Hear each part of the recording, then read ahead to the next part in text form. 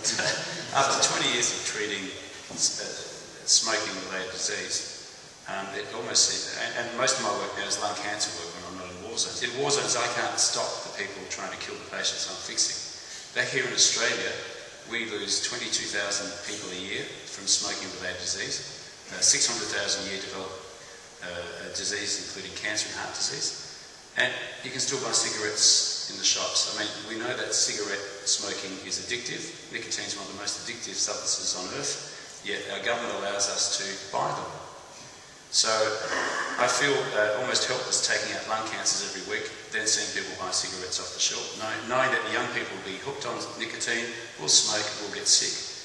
So I'm launching a campaign to ban the sale of cigarettes in Australia. I've already shown that not one politician from any party or independence is willing to discuss it openly. The next step is public forums like this, and the nomination for South Australian Year is a good forum.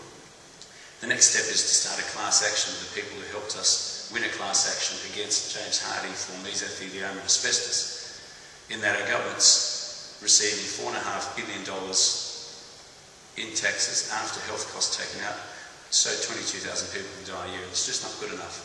I'm sick of it, and most of us are sick of it. So it is a pipe dream, but I've got the rest of my life. So it's almost my duty to push for a ban in cigarettes because it's the single largest reversible cause of death and disease in Australia. Yet it's there. If we had a war where we lost 22,000 Australians a year, we wouldn't be still fighting that war. Nothing kills 22,000 Australians a year. What's been the reaction from the authorities, if you like, from politicians who no doubt look at the revenue bottom line and see what tobacco taxes deliver? Well, they're scared to discuss it. During the recent election campaign, I approached the Labor Party through Nicola Roxon, who refused to discuss it openly. Christopher Pyne from the Liberal Party, who would not discuss it on air, but would be happy to discuss it in his office privately. Nick Xenophon, who was initially keen, but then pulled back just before the election. And even the Greens weren't happy to talk about it. So politicians basically have no interest in banning cigarettes for many reasons, either because of the revenue it generates or because of the votes they think they'll lose if they mount a campaign against it. And my campaign was initially to show that that is the case. I knew it was the case, but I've shown that. So my next stage of the campaign is actually to raise awareness that only us Australians as citizens can push a ban on cigarettes. We want to change.